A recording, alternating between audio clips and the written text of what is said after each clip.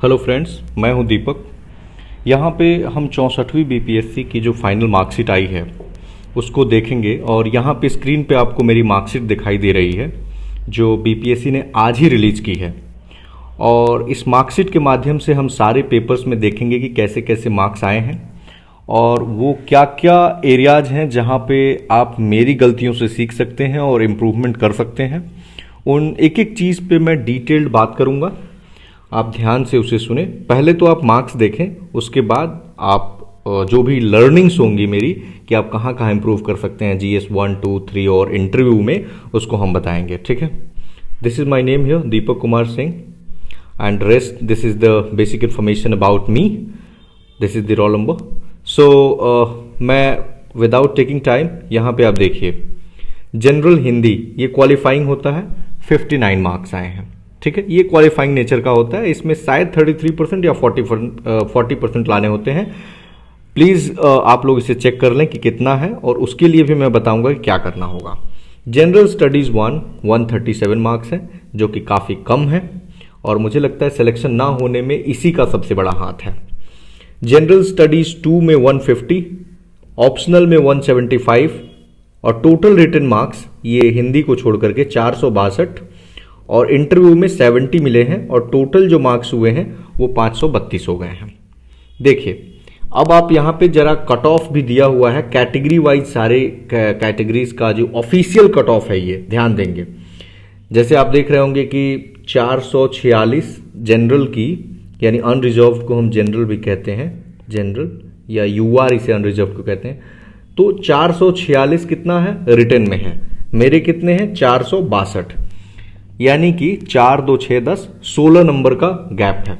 लेकिन फाइनल जब marks I है तो इन्होंने रिक्वायर किया है 535 जो कट ऑफ बनाया है, बट मेरे मार्क्स हैं 532, तो यानी कि 3 मार्क्स से फाइनल सिलेक्शन नहीं हुआ है, काफ़ी क्लोज है।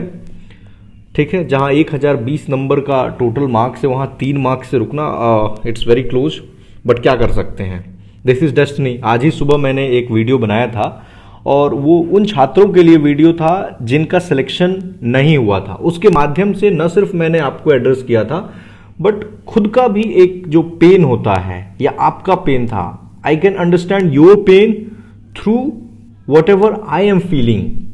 ठीक है, तो ये रिस्पेक्टिव कैटेगरीज की मार्क्स दी हुई हैं। जैसे अनरिजर्व जो फीमेल है, आपको पता है 35% रिजर्वेशन होता है फीमेल को बिहार में, तो 430 उनका कट ऑफ है मेंस का और 513 फाइनल में। फिर एससी कैटेगरी के मेल का कट ऑफ 379 मेंस का और 490, इसी तरह एससी फीमेल का 367, 473, ये फाइनल है और ये रिटन का है। ठीक है, इस तरह से आप रिस्पेक्टिव कैटेगरीज का यहां देख सकते हैं। मुझे नहीं लगता कि रीड करने की जरूरत है, आप उसको खुद से ही देख लीजिए वीडियो को रोक करके। हम आगे बढ़ते हैं और अब मैं बताऊंगा कि क्यों ऐसे कहां कम मार्क्स आए और कहां ज्यादा है। ठीक है, देखिए जीएस 1 यहां पे 137 काफी कम है। अब इसके पीछे मैं रीजन बताता हूं। पहला रीजन है कि स्टैटिस्टिक्स को इग्नोर करना, जो स्टैट सेक्शन होता है इसको कंप्लीटली इग्नोर करना। ये आते हैं 72 मार्क्स के। इसमें मैंने 50 नंबर का अटेम्प्ट किया था, जिसमें कुछ में आंसर नहीं आ पाए और कुछ में गलत हो गए, तो आई एज्यूम कि यहां मुझे 15 मार्क्स मिले होंगे। अब आप देख सकते हैं कि 72 में से 15 घटा लीजिए, मतलब 57 मार्क्स तो मैं यहीं पे लूज कर दिया। आप समझ सकते हैं कि अगर यहां पे 72 में 72 लोगों को मिलते हैं, कि अगर यहां मैं 57 मार्क्स सिर्फ यहां पे ले लेता तो मेरी जो ये 532 में अगर आप 57 जोड़ देंगे तो फिर स्कोर क्या होता। फॉरगेट अबाउट कि ऑप्शनल में क्या है, जीएस 2 में क्या है, हिस्ट्री कैसा किया, सारी चीजों को छोड़ दो। तो मेरी समझ से अगर आपको इस एग्जाम को क्रैक करना है तो यहां 72 में 72 स्कोर करना होगा, या फिर 60 लाइए। जितना करीब से करीब ला सकते हैं वो आपके लिए बहुत ही बेनिफिशियल होगा। दूसरी चीज, बिहार से रिलेटेड ना, बिहार की कुछ थिंकर्स आते हैं, हिस्ट्री एंड कल्चर के क्वेश्चन आते हैं, हिस्ट्री एंड कल्चर, जैसे कि पाला आर्ट, मौर्य कला, या फिर पटना कलम पेंटिंग, संथाला रिवोल्ट, मुंडा रिवोल्ट। तो कुछ स्पेसिफिक टॉपिक्स हैं, जैसे गांधी, नेहरू और टैगोर, जैसे नेहरू का सेक्युलरिज्म आया था, 64th में। तो मेरा कहना है कि इन टॉपिक्स का आपके पास एक detailed material in a systematic way, intro, body, conclusion के साथ अगर है, तभी आप इनका अच्छा आंसर लिख सकते हैं। जैसे यूपीएससी में क्या होता है ना कि आपके पास पूरा भंडार होता है, मतलब हर चीज पे थोड़ा थोड़ा जानना होता है। लेकिन बीपीएससी में अगर आप किसी महाराष्ट्र का वर्ली पेंटिंग को नहीं जानते हैं तो बीपीएससी में कोई फर्क नहीं पड़ेगा, यूपीएससी में पड़ जाएगा। यहां पे आप टैगोर को जानते हैं या नहीं, यहां पे पटना कलम पेंटिंग को जानते हैं या नहीं, इससे फर्क पड़ेगा, और उसको अच्छे से जानते हैं या नहीं, क्योंकि यहां आपके पास टॉपिक्स लिमिटेड हैं लेकिन डेप्थ में हैं। ये चीजें समझना जरूरी है। तो अब ये बात आएगी कि भाई आपने स्टैट्स किया क्यों नहीं। तो मेरे साथ दिक्कत ये था कि 2 जून को यूपीएससी का प्रीलिम्स था, उसी साल 1 महीने बाद बीपीएससी का मेंस था। तो I was totally focused on 2 जून, क्योंकि ये मेरी प्रायोरिटी थी उस समय के लिए। तो आपको पता है यूपीएससी में स्टैटिस्टिक्स आते नहीं हैं। तो जब मेरा प्रीलिम्स में दे के आया तो मेरे स्कोर काफी अच्छे बन रहे थे, और फाइनल जो स्कोर आया भी वो 117.66 समथिंग था, ठीक है। और कट ऑफ कितनी थी जनरल की? 98। आप देख सकते हैं कि काफी अच्छा स्कोर आ रहा था। तो मेरी जो एंटायर फोकस थी वो थी कि यूपीएससी का मेंस क्लियर करना है, और मैंने किया भी। तो एक यहां पे अब इसके चक्कर में ना क्या हुआ कि जुलाई में ही मेंस देना था बीपीएससी का, तो उस दौरान मैं ये सफर कर गया, मतलब ये स्टैट्स वाले क्वेश्चंस नहीं अटेम्प्ट कर पाए, और जो बिहार के स्पेसिफिक क्वेश्चंस होते हैं जैसे कि मौर्य आर्ट या पटना कलम पेंटिंग, इनको मैंने कंप्लीटली साइडलाइन कर दिया, और इनको एक ओवरऑल जो पर्सपेक्टिव होता है केवल वो लिख के आ गया। और उसका परिणाम आपको यहाँ काफी लो स्कोर दिखाई दे रहा होगा, 137, और ये इसी पेपर की यही वजह है। दूसरे पेपर GS2 में देखते हैं कि 150 आया है। आपको पता है इस बार 150 काफी अच्छा नंबर है, मतलब गिने चुने कुछ लोगों का है।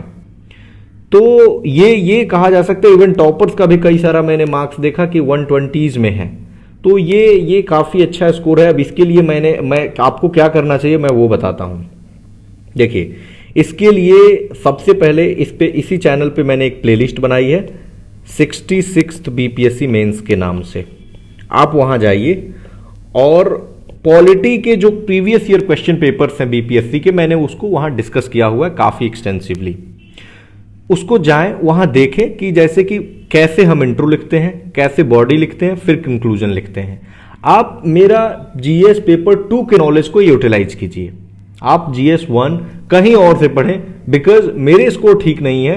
तो मुझे लगता है कि आपको स्टैट्स मेरे से ना सीख करके किसी ऐसे व्यक्ति से सीखनी चाहिए जो स्टैट्स को अच्छा बनाता है। देखिए, हर व्यक्ति का हर चीज में एक्सपर्टीज नहीं हो सकता है।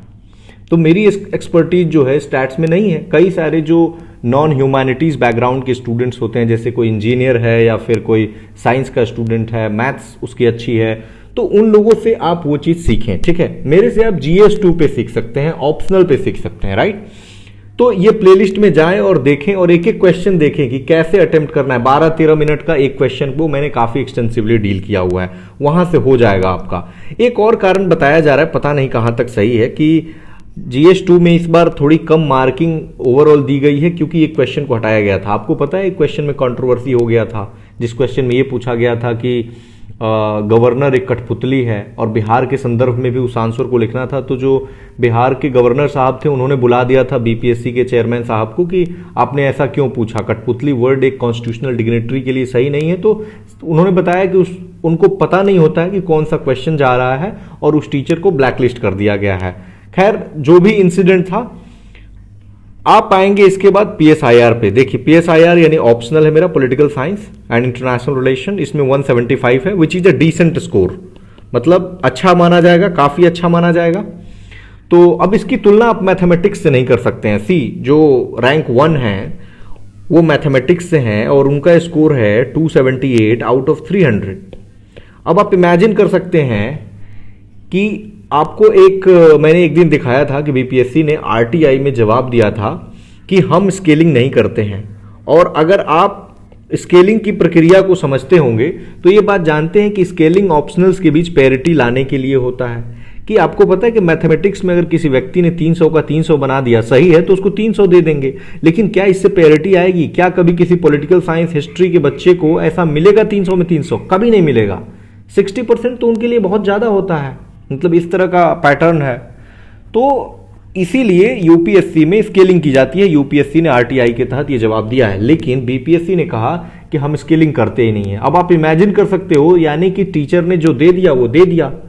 तो यहाँ पे थोड़ा मुझे लगता है पर्सनली कि थोड़ा सा इंप्रूवमेंट की जरूरत है। आयोग में स्केलिंग होनी चाहिए, ऑप्शनल्स के बीच पैरिटी आनी चाहिए, वरना सिर्फ ऑप्शनल्स की वजह से, क्योंकि लास्ट ईयर अगर आपने देखा होगा तो बीपीएससी ने आरटीआई में जवाब दिया कि 161 उन्होंने पॉलिटिकल साइंस में हाईएस्ट मार्क्स दिए थे, जबकि वही जो रैंक 2 है उनका मैंने देखा था मार्क्स 239 केवल सिविल इंजीनियरिंग में उनके मार्क्स थे, जो ऑप्शनल पेपर है। आप इमेजिन कर सकते हैं इनके बीच, और दोनों के टॉपर्स ही हैं, वो अपने विषय के टॉपर्स ही हैं, बट इनके रैंक में ना ड्रास्टिक, इनका सिलेक्शन तक नहीं हुआ और इनको रैंक 2 आ गई। तो ये डिफरेंस है। खैर ये आपके हाथ में नहीं है, बट इस बार बीपीएससी में अच्छा किया गया है और 175 दिया है, और कई लोगों को मैंने देखे अच्छे स्कोर्स आए हुए हैं, 170, 175 या 160s में भी स्कोर हैं कई सारे, तो अच्छा स्कोर है, ठीक है। और इसके लिए मैं बताना चाहूंगा कि देखिए, जो जीएस का आंसर होता है ना, वो पॉलिटिकल साइंस का आंसर दोनों अलग होना चाहिए। पॉलिटिकल साइंस के आंसर में आप स्कॉलर्स को कोट कीजिए, मैं बार बार कहता हूं, क्योंकि आप एक्सपर्ट नहीं हैं, आपने कोई स्टडीज नहीं करी है। तो ऐसे में जब आप रजनी कोठारी को कोट करेंगे, जैसे मान लीजिए आईआर का क्वेश्चन लिख रहे हैं, इंडिया चाइना रिलेशनशिप, तो उसमें सी राजा मोहन को कोट कीजिए कि उनकी क्या आर्गुमेंट है, लाइन ऑफ आर्गुमेंट्स क्या है। हर्ष भी पंत को कोट कीजिए, ठीक है, अपने ऑनरेबल एक्सटर्नल अफेयर मिनिस्टर है एस जयशंकर साहब, इनको कोट कीजिए, ठीक है। तो ऐसे में ना आपका आंसर काफी रिफाइंड होगा और काफी स्पेसिफिक होगा। मैं पॉलिटिकल साइंस पे एक सेपरेट वीडियो बनाऊंगा। और एक और काम कीजिए, ये जीएस में भी आप कीजिए, कम से कम 50 टॉपिक आइडेंटिफाई कीजिए ऑप्शनल में। हर ऑप्शनल्स के लिए ये मैं बता रहा हूं जो सबसे इंपॉर्टेंट है। ये कैसे आइडेंटिफाई करेंगे? Number 1, look at the syllabus. Number 2, look at the previous year question papers. There are certain questions which are repeatedly asked. जैसे पॉलिटिकल साइंस में मैंने देखा है, ऐसा कोई साल नहीं है जिस साल यूएन से क्वेश्चन आए। यूनाइटेड नेशन की अलग अलग बॉडीज को बार बार पूछा जाता है। कभी सेक्रेटरी जनरल को पूछा जाएगा, कभी जैसे 65th बीपीएससी में मैंने देखा कि उसमें पूछा गया था कि जो यूएन सिक्योरिटी काउंसिल है उसमें क्यों रिफॉर्म होना चाहिए, क्या क्या रिफॉर्म्स हो सकते हैं, एंड क्यों इंडिया एक पोटेंशियल मेंबर है, why India should get membership of reformed UN security council, right. तो ये आप जरूर कीजिए। और मैंने एक और चीज आपसे प्रॉमिस की है कि जीएस 1, 2 और ऑप्शनल, इनकी मैं जो प्रोबेबल क्वेश्चन होगा, मोस्ट प्रोबेबल क्वेश्चन या फिर कह लें कि मोस्ट इंपॉर्टेंट क्वेश्चन, जहां आपको थोड़ा ज्यादा फोकस करने की जरूरत है, वैसे पढ़ेंगे आप सभी, but there are certain areas जहां पे आपको ज्यादा फोकस करने की जरूरत है। So through my own experiences I will try to share with you through on some other day through a video, जिससे आप मदद ले सकते हैं। बाकी इतनी ही बातें थी जो मुझे बतानी थी, और मुझे लगता है कि जो भी यहाँ पे लर्निंग्स हैं आप इसको जरूर लें। नंबर 1, स्टैट्स नहीं छूटना चाहिए। नंबर 2, बिहार वाला सेक्शन कॉम्प्रोमाइज नहीं होना चाहिए। नंबर 3, ऑप्शनल बहुत स्ट्रांग होना चाहिए मेरे। और एक और एरियाज है जो नेग्लेक्टेड होता है, वो है साइंस एंड टेक। वहां से रिपीटेड क्वेश्चंस आते हैं, जैसे जलवायु परिवर्तन, climate change, nuclear energy, waste management, population control.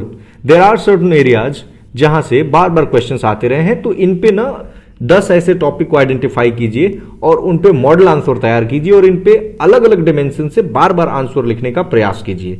और अगर आप इतना करते हैं तो मुझे लगता है कि आप बहुत अच्छा करेंगे। तो मुझे लगता है एक और चीज पे बात करना रह गया था इंटरव्यू में। इंटरव्यू में मुझे 70 मार्क्स मिले हैं, जो ना ही बहुत अच्छे हैं और ना ही बहुत खराब हैं इस बार के अनुसार। अगर पहले ऐसा मार्क्स आया होता तो मुझे लगता है ये बिलो एवरेज होता, बट इस बार मैं एवरेज मान के चल रहा हूं, क्योंकि इस बार मतलब इंटरव्यू में बहुत अच्छी मार्किंग नहीं हुई है। एक बात बताना चाहूंगा मैं कि इंटरव्यू में बहुत सारी ऐसी चीजें होती हैं कि जो आपके हाथ में होता ही नहीं है, वो बहुत डिसाइडिंग फैक्टर हो जाता है। जैसे कि जब मैं यूपी पीसीएस का इंटरव्यू दिया तो मुझे 100 में 74 नंबर मिले थे। अब यहां देख सकते हैं कि 120 में मुझे कितने मिले हैं, 70 मिले हैं। तो परसेंटेज अगर निकालेंगे तो ये 60% से भी कम हो गया और ये 74%। ऐसा नहीं है कि किसी व्यक्ति के पर्सनालिटी में इतना ज्यादा बदलाव आता है। होता यह है कि उस समय उस 20 मिनट में आपने कैसे जवाब दिया, आपके सामने क्वेश्चंस कैसे आए, उस पर डिपेंड कर जाता है। ठीक है, तो एक तरह से आप ये कर सकते हैं कि न्यूज़पेपर को ठीक से पढ़िए, लोकल न्यूज़ जरूर पढ़ लीजिए। मैंने ये सबसे बड़ी गलती की कि मैंने लोकल न्यूज़ नहीं पढ़ा, और उस समय जैसे मेरे से ट्विटर से बहुत सारे सवाल पूछे गए और मैं उसको इग्नोर करके चल रहा था। जैसे एक पॉर्न स्टार थी, वो कुछ ट्वीट की थी फार्म लॉज को लेकर के, वो मुझे नहीं पता था। सचिन तेंदुलकर जी ने कुछ ट्वीट किया था, शशि थरूर जी ने ट्वीट किया था। अनफॉर्चुनेटली अब इन क्वेश्चंस में मैं थोड़ा सा ट्रैप हो गया। कुछ देशों की राजधानियां पूछा गया, उनके मुद्रा पूछे गए जिनको मैं नहीं बता पाया, तो मुझे लगता है थोड़ा सा इनका जरूर असर होगा। अब कितना असर होगा ये तो मुझे नहीं पता। तो आप छोटे छोटे जो फैक्ट्स हैं ना, आप उनको भी ध्यान में रखें और अब उसके अनुसार अपनी स्ट्रैटेजी को आगे बढ़ाएं। अभी जो लोग भी 65वीं का इंतजार कर रहे हैं, आपका रिजल्ट अगले महीने आ जाएगा। ऑनरेबल एग्जाम कंट्रोलर सर ने ऐसा बताया है, और जो भी 66th वाले हैं उनका बताया जा रहा है कि सितंबर में मेंस होगा। तो बहुत समय नहीं है, आप बहुत समय वेस्ट ना करें, आंसर राइटिंग पे फोकस करें। और जिनका भी इंटरव्यू है, कॉल आने वाला है, आप लोग अभी से करंट अफेयर को बहुत अच्छे से कीजिए, अपने ऑप्शनल सब्जेक्ट को अच्छे से कीजिए, ग्रेजुएशन को अच्छे से पढ़िए, और हॉबीज जो भी हैं उन पे काम करते रहिए धीरे धीरे। This is what I wanted to share with you guys. Thank you very much for listening.